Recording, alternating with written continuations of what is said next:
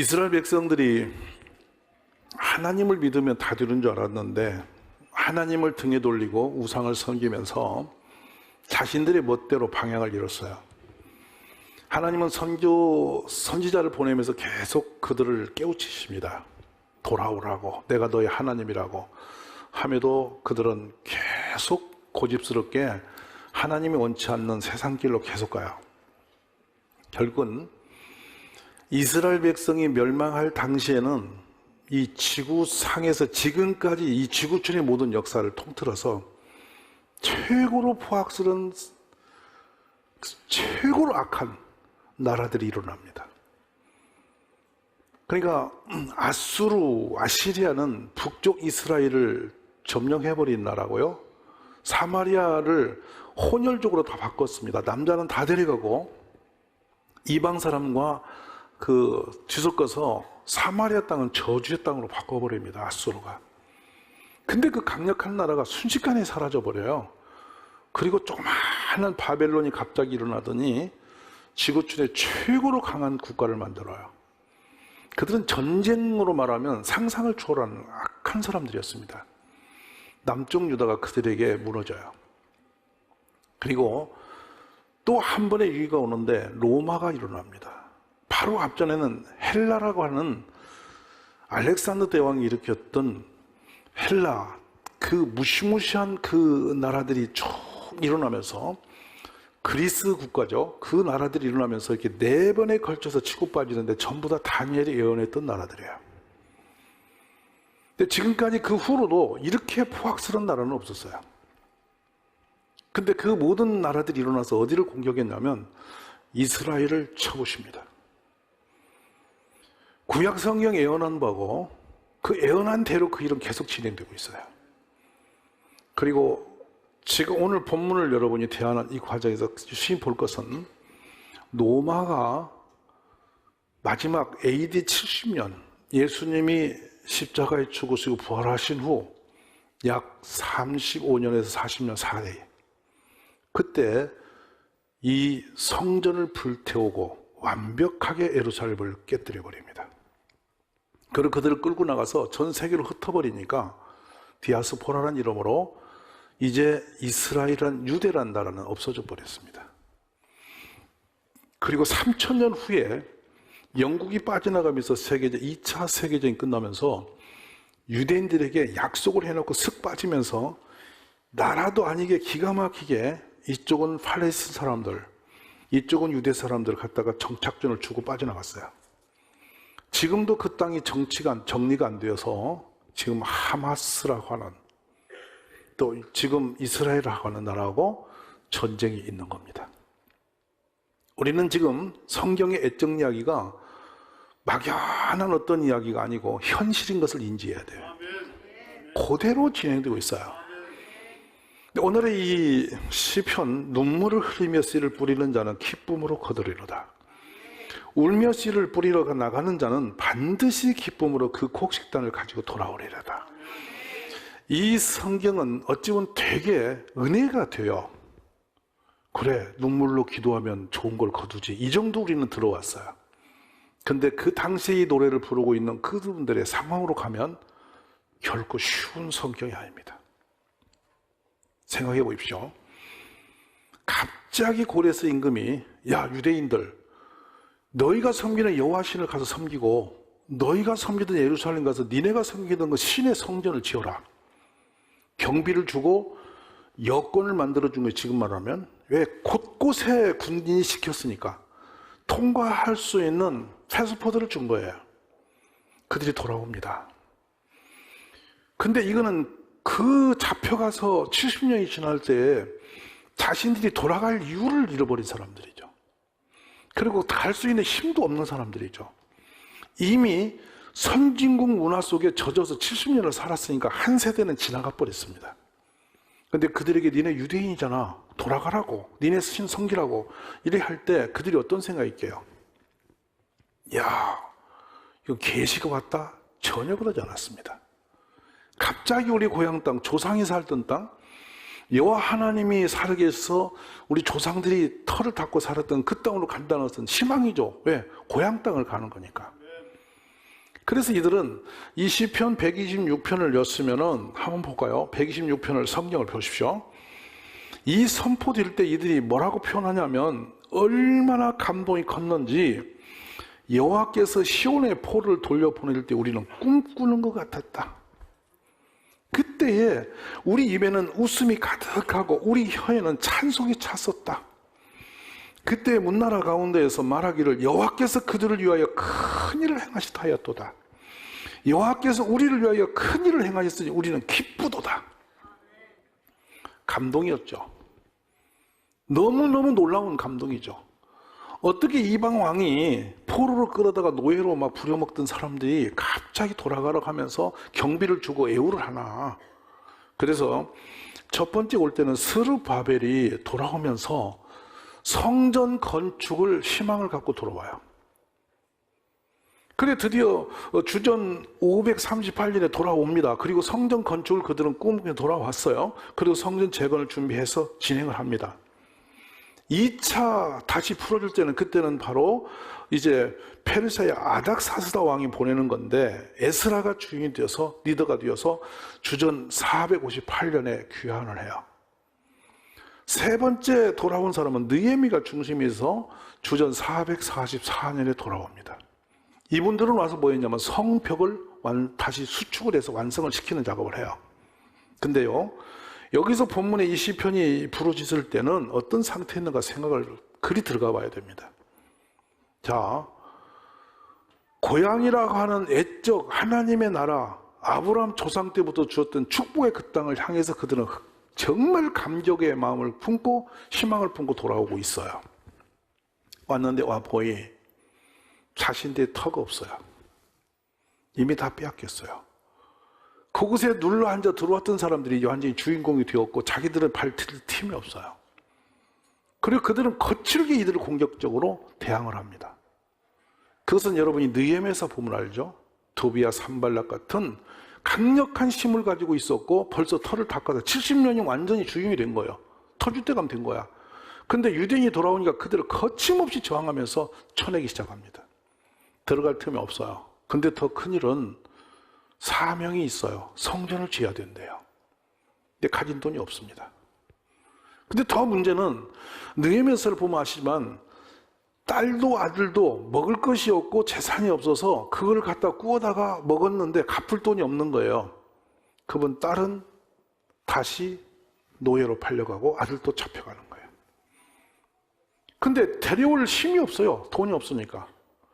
근데 먹고 살 게 없으니까 얼른, 우리도 그런 적이 있잖아요. 일찍이 결혼시킨 조언의 역사가 왜 그랬죠? 먹고 살 게 없으니까 한 입 덜겠다고 보낸 거예요, 시집을. 그런 지경이 다다랐는데 더 큰 충격은 뭐냐면 자신도 살 수 없는, 먹고 살 수 있는 곡식이 전혀 없는 상태예요. 한 끼 한 끼를 버텨야 되는데요. 우리는 이 습지대가 많아, 녹지대가 많아서 가뭄이 들어도 들에 풀은 있어요. 근데 거기는 풀도 없는 곳입니다. 그냥 바람이 불면은 모래바람이 그냥 훅 지나갈 뿐이지 아무것도 살 수가 없는 땅이에요. 그곳에서 빈손으로 살아낸다는 것은 이거는 죽음이에요. 자, 이쯤 되면 이분들이 가진 것 없는데 성전을 지을 이유가 있는가? 성벽을 지차니 그 힘이 있는가? 먹고 살기도 급급하고 이제는 그 토백이들한테 돈을 빌려가지고 좀 있는 사람이 돈을 빌렸더니 그 이자가 막 폭증해서 이자는 그냥 원금도 뭐 건들 수 없이 그냥 빚에 빠져서 또 다른 노예로 인생이 끝나는데 그나마 그 가운데서 먹을 게 없다. 그래서 남주인이 여주인의 손을 또 주인의 손을 여종이 여주인의 손을 바라본다는 그 찬송이 있어요. 히브리인들은 지금도 그 노래를 불러요. 근데 그 노래 속에 나오는 게 뭐냐면 주인이 들에서 노동을 하고 들어올 때 이 바짝 마른 이 밀가루 딱 붙여서 만들어 말려가지고 구워놓은 거거든요. 얼마나 건조한 땅이 말려버리면 그냥 바짝바짝 말려버립니다. 그 말린 것을 착착 괴어놨다가 불에 닦고 이렇게 익혀서 던져주는 그거 하나 먹는 거예요. 제가를 5개 먹어도 배가 안 불러요. 제가 먹어봤어요. 아무것도 없어요. 근데 지금은 어떠냐? 그걸 가운데 이렇게 벌려서 야채를 넣고 치즈 하나 넣고 이래 먹으니까 그것이 먹는 것 같으지, 그 그냥 밀가루로 팍 말려버린 것은 이건 상상이 안 돼요. 근데 그거 한 장 딱 주는 거예요. 죽을 지경이죠. 허기가 지고 내일에 먹을 것도 없고 또 빚에 져서 어린 자녀들을 다 빼앗겨 버리고 둘이 서 있는데 거기서 성전을 질 수 있나요? 그들이 성벽을 지을 공사를 할 수가 있나요? 또 대적들은 그걸 가서 조롱하고 공격하는데 그거를 할 힘이 있느냐요? 정신적으로 육체적으로 완전히 피폐해져 버린 상태예요. 근데 그들이 지금 뭘 꿈꾸고 있냐면 눈물을 흘리며 씨를 뿌리러 간다는 거예요. 우리 깊이 새겨질 메시지가 이 메시지예요. 무슨 상태냐면, 자, 여기 한 마리의 밀이 있다고 봅시다. 이 밀을 이걸 빻아서 먹으면 우리 가족이 한 달은 살 거야. 근데요, 이거를 그냥 먹어버리면 내년이 없어. 내일이 없어. 그럼 부모는 결정을 해야 돼요. 이 씨앗을 가지고 황무한 땅에 가서 뿌려야 되는 거야. 근데 이게 자라난다는 보장이 없어요. 말라버린 광야에 같이 심어야 되니까. 그래서 이게 뿌린다는 건 심는다가 아니고 뿌린다고 돼 있죠. 가서 이렇게 허적거리고 던지고 덮어두는 거예요. 새가 쪼아버리면 없어지고 말라버리면 사라져버리는. 그래도 그들은 그걸 들고 나가는데 그냥 마음으로 할 수가 없으니 눈물을 흘리며. 어떤 마음이 있을까요? 그 생명줄 같은 곡식을 하나하나 땅에다 뿌리면서 그들은 이 씨알이 살아서 열매를 맺기를 기다리면서 눈물을 흘리면서 그 곡식을 심는 거예요. 그들의 마음은 여호와여, 이 씨알에 생명을 주시고 이게 자라서 더 풍성하게 열매를 맺어서 우리 자식과 함께 살 힘을 주소서, 이거였습니다. 그 정황을 이스라엘의 광야에 가서, 유다 광야에 가서 바라보고 그들의 이 농경 사유를 가만히 보면 이 본문의 시는 함부로 읽지를 못할 만큼 어려운 것이 있습니다. 참 슬프죠? 처량하죠? 오죽하면 곡식 하나를 심으면서 눈물을 흘렸겠어요? 근데 지금 여러분은, 우리는 포로로 잡혀왔다가 뭐 풀려나서 곡식 심으러 갈 일은 없습니다. 근데 함에도 이들은 이 심는 일을 멈추지 않았습니다. 그래서 살아날 수 있었고, 그들은 가정을 세울 수 있었고, 성전을 지을 수가 있었고, 성벽을 쌓을 수가 있었습니다. 아멘이십니까? 왜 그들은 해냈느냐? 믿음. 하나님을 향해서 모든 걸 던지기 시작한 거예요. 한 톨의 밀을 땅에 꽂으면서도 하나님을 생각했고, 하나님의 도우심을 기대하면서 눈물을 흘리며 그 일을 했다는 거예요. 오늘로 저는 들어와 봅니다. 종종 가게를 열겠다고 가게를 열었으니 신방을 와주세요라고 할 때 목사는 참 생각이 많습니다. 이거 얼마 들었어요? 뭘 할 것인데요? 누구는 뭐 1억 얼마, 2억 얼마, 누구는 3억 얼마 이런 얘기를 하죠. 근데 어떤 분 그래요. 2억 들여서 분식 좀 한다고요. 그러면 생각이 복잡해지죠.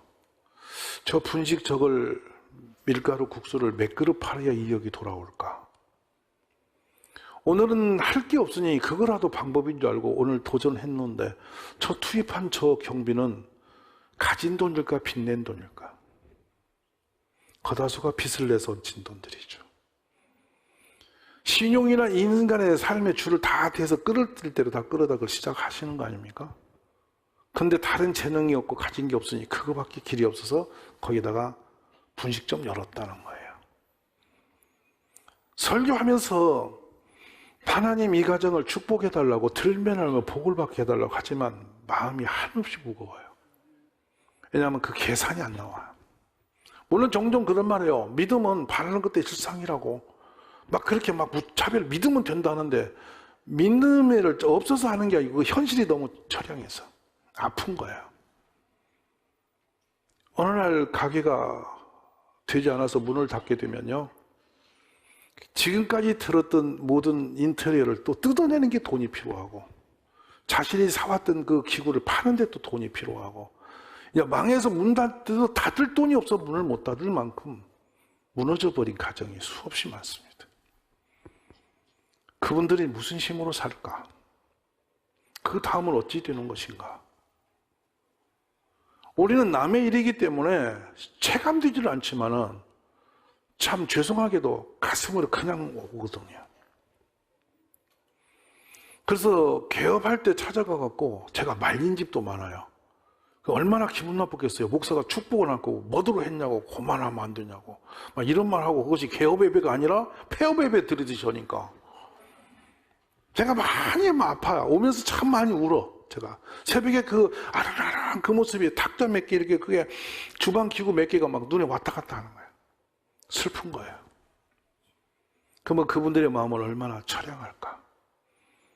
그리고 그분들이 그렇게 어려운 가족들이 그래도 하나님 앞에 살아보겠다고 거기서 버는 거, 수입이 소득이 플러스가 아닌데도 불구하고 11조를 띄어서 올리고, 그분들이 그냥 할 수 없는 주님 앞에서 감사한금을 또 서서 올리고, 무슨 감사가 있다고 감사한금을 거기다 기록하실까? 참 한없이 무겁고 힘든 일이죠. 그런데요, 그렇게 길이 없는 냉엄했던 그 현실 속에서 느헤미야는 이런 성경을 남겨요. 그들이 내게 이르되 사로잡힘을 면하고 남아있는 자들이 그 지방 거기에서 큰 환난을 당하고 능욕을 받으며 예루살렘 성은 허물어지고 성문들은 불탔다 하는지라. 내가 이 말을 듣고 앉아서 울고 수일 동안 슬퍼하며 하늘의 하나님 앞에 금식하며 기도하고. 아멘. 그 이스라엘에 돌아간 사람들의 그 슬픈 소식을 그대로, 자신은 이제 상당히 고위층에 많은 걸 가진 위치에 있는 느헤미야가 그 고향 소식을 듣고 가슴이 무너져 내리는 거예요. 그런 슬퍼하고 기도를 하고 있는 거예요.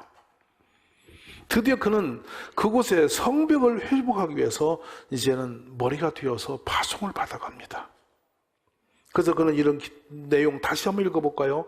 내가 이 소식을 듣고 앉아서 울고 수일 동안 슬퍼하며 하늘의 하나님 앞에 금식하며 기도하고.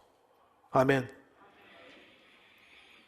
느헤미야 5장에 가면 얼마나 상황이 안 좋았는지, 그때 백성들이 그들이 아내와 함께 크게 부르짖어 그들의 형제인 유다 사람들을 원망하는데, 어떤 사람 말하기를 우리와 우리 자녀가 많으니 양식을 얻어먹고 살아야 하겠다 하고, 어떤 사람 말하기를 우리가 밭과 포도원과 집이라도 저당 잡히고 이 흉년의 곡식을 얻자. 어떤 사람 말하기를 우리는 밭과 포도원으로 돈을 빚내서 왕에게 세금을 바치고 말았다. 피할 길이 없고 미래를 준비할 방법이 없는 상태이죠. 지금 우리 가운데는 이렇게 막연한 분이 상당히 많이 계실 거예요. 그러나 여러분, 우리의 신앙이 얼마나 유리한 것이냐면 바랄 수 없는 가운데 바라는 겁니다. 기대할 수 없는 곳에 기대하는 거예요. 한치 앞이 보이지 않지만 우리는 희망을 품는 거예요. 이게 하나님 우리에게 가리키는 절대적 믿음의 교훈입니다. 희망을 가지십시오. 우리 신앙은 과거형이 아니에요. 현재형도 아니에요. 항상 미래형이에요. 앞을 보게 하셨어요. 그래서 우리는 앞을 볼 때 세상의 환경을 보는 게 아니라 하나님을 보는 거예요. 지금 이스라엘 백성이 그 눈을 열었습니다. 그래서 눈물로 씨를 뿌리러 갔습니다. 하지만 기쁨으로 단을 거둘 것이다. 이 소망 가운데 그들은 먹을 거 없지만은 씨앗을 땅에 뿌리고 살아낸 것이죠. 엊그제 간증에서, 방송에서 그런 분을 제가 보았습니다. 너무너무 가난해서 와플 그거를 기계 하나 들고 이대 앞에 가서 조그마한 구멍가게를 열어서 와플을 찍어내는데, 자신은 그 팥을 먹을 수가 없는 체질이라는 거 아닙니까?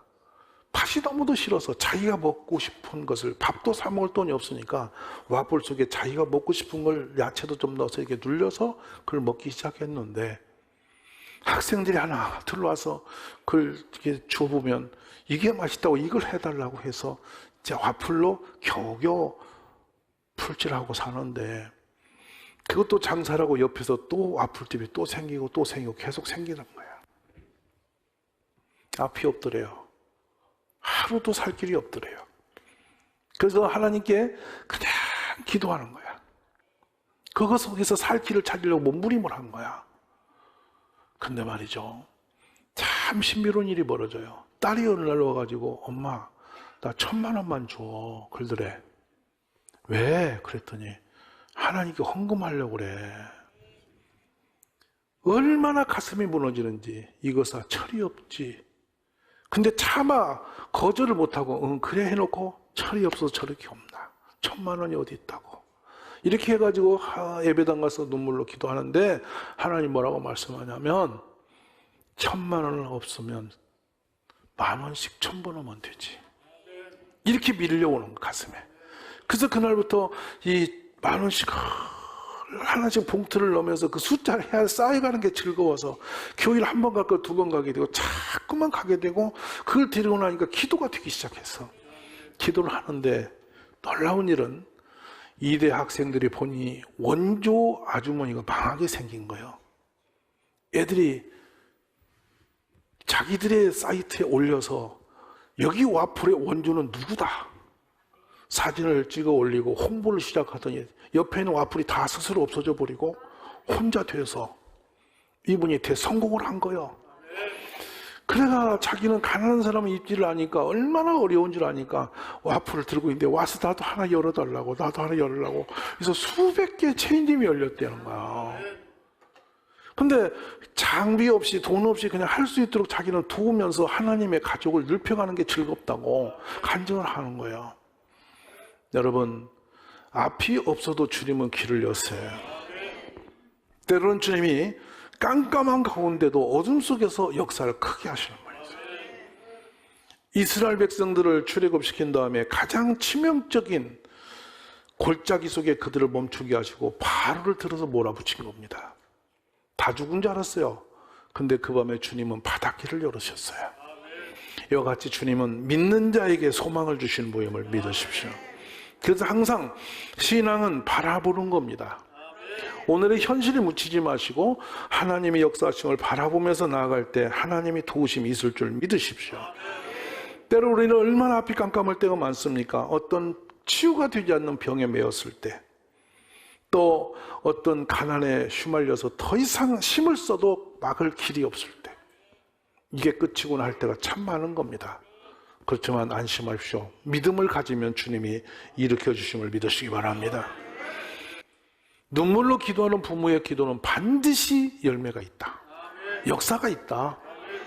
여러분, 이 좋은 계절에 한 해를 보내면서 막연하게 마음만 급하지 마시고 기도로 시작하십시오. 정한 시간 기도해서 항상 열려있는 아버지 전, 이곳에 여러분이 정한 시간 기도해서 하나님의 응답을 받고 기쁨으로 단을 거두는 그런 신앙이 되시기를 원합니다. 컸다고 대학 졸업했다고 기도하는 게 부모는 눈 감을 때까지 자녀를 품고 기도하는 자리에 있어야 돼요. 아버지의 기도는 하늘에 권세가 있고 어머니의 눈물은 자녀들을 살리는 역사가 있는 겁니다. 함께 기도 자리를 나오십시오. 여러분의 눈물이 역사를 바꿀 겁니다. 여러분의 삶을 바꾸게 될 겁니다. 확신합니다, 여러분. 기도하시는 가정은 절대 무너지지 않습니다. 기도로 기른 자녀는 절대 쓰러지지 않습니다. 우리보다 더 좋은 날을 기대하신다면 오늘부터 다시 시작하십시오. 그 예배당에 자녀와 함께 앉아 계신다면 제가 축도할 때 여러분 끌어안고 손을 머리에 얹으시고 기도하십시오. 이 아이에게 하나님 어떤 대적이 올지라도 한 길을 왔다 이르기로 떠나가도록 지켜주시고 구름기둥 불기둥으로 동행하여 주시고 성령의 일을 부어주셔서 이 아이의 신명이 거듭나게 도와주시고 혈과 육으로 살지 아니하고 음란한 세상에 빠지지 않게 하시고 하나님의 강한 팔로 붙드셔서 지혜롭고 명철하며 어디 가도 머리가 되는 자녀가 되게 해주소서. 이런 기도로 자녀를 기르십시오.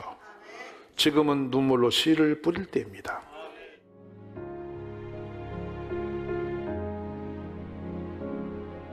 지금은 선교 헌금 시간입니다. 이 예배를 통해 삶 가운데 은혜와 회복이 충만하시길 간절히 기도합니다.